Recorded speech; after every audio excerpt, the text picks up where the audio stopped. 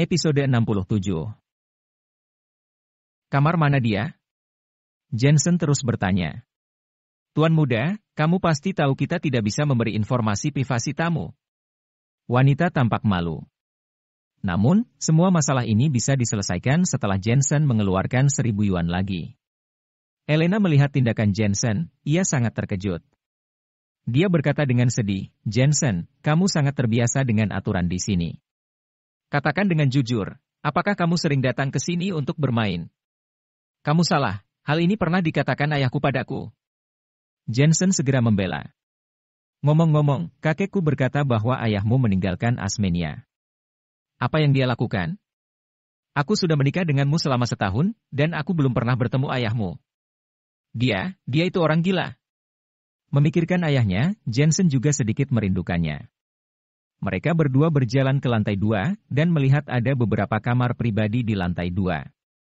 Insulasi suara sangat bagus, tetapi Jensen tahu bahwa sebagian besar kamar melakukan sesuatu. Di kamar di sudut jauh, Jensen dan Elena berhenti di kamar yang dikatakan wanita tadi. Dan memastikan adalah yang ini. Jensen, serahkan kepadaku untuk menyelesaikan masalah ini, kamu tidak boleh ikut campur. Elena bersiap dengan menyentuh pistol di samping kakinya dan memperingatkan Jensen pada waktu yang sama. Apa kamu bisa menyelesaikannya sendiri? Jensen sedikit mengernyit, dan ini belum waktunya untuk bergerak. Jangan khawatir, aku bisa menyelesaikannya, tetapi kamu, orang asing itu adalah pembunuh, jika kamu ikut campur, aku khawatir kamu akan terluka, omong-omong, kenapa aku tidak bisa bergerak sekarang? Elena berkata, mereka belum melakukan apa-apa, aku tidak bisa mendeteksi bau hormonal, tapi ya, orang itu benar-benar bisa bermain, dia sebenarnya meminta 5, kamu lebih baik menunggu sampai mereka melakukan sesuatu. Wajah Elena langsung memerah, dia secara alami tahu apa artinya hal-hal itu. Setelah itu, dia merasa terkejut dengan pendengaran Jensen. Bagaimanapun, kamar-kamar ini kedap suara dengan sangat baik, bahkan jika mereka berbicara di pintu, orang di luar hanya bisa mendengar suara samar.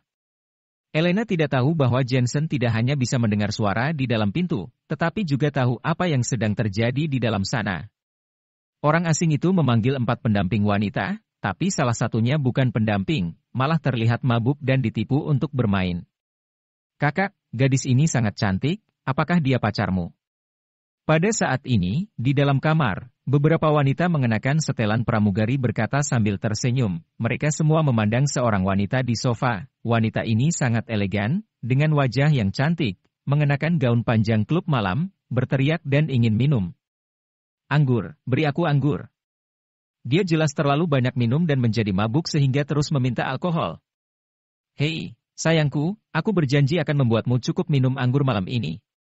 Seorang pria berkata sambil tersenyum, berjalan dengan tongkat seperti khas orang kaya, dan memenuhi wanita cantik itu, dan tangannya diam-diam diletakkan di pangkuan wanita itu.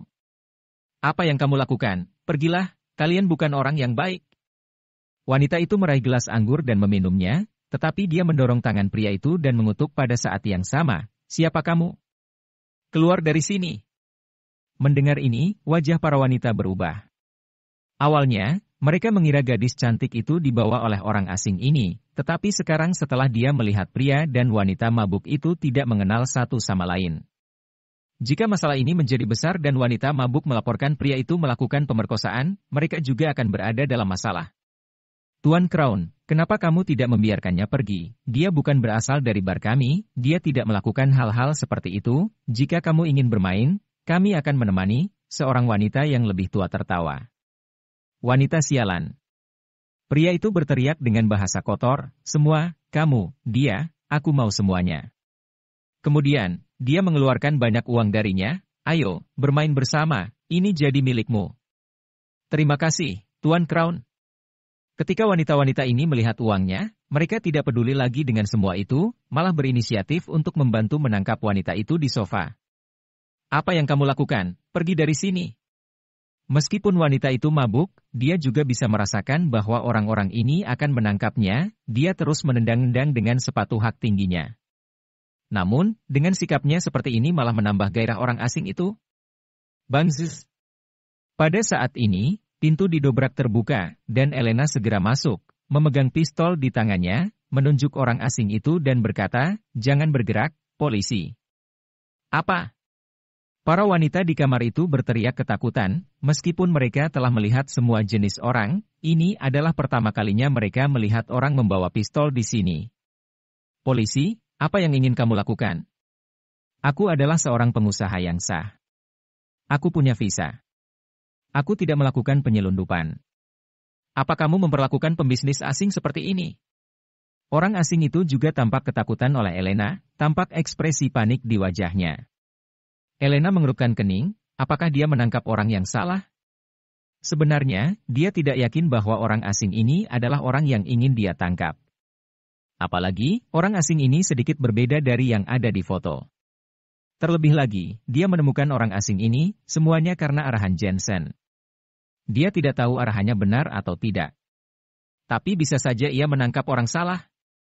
"Aku menangkap seorang pembunuh internasional yang sekarang bernama Crown. Aku menduga kamu adalah pembunuhnya, cepat letakkan tangan di atas kepala dan bersandar ke dinding." Ketika Elena mengatakan ini, dia memiliki aura yang berwibawa, tetapi dia tidak melihat orang asing itu ketakutan seperti sebelumnya, malahan tatapan matanya tajam dan dingin, dan pria itu dengan cepat melambaikan tangan kanannya, dan pisau kecil melesat dengan sangat cepat. Dentang!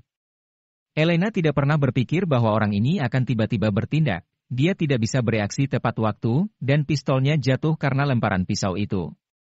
"Ya ampun, polisi yang cantik, aku tidak menyangka kamu belum mati, Tuhan memberkati MU, tetapi kali ini kami bertemu aku lagi. Apa kamu pikir kamu masih bisa hidup?"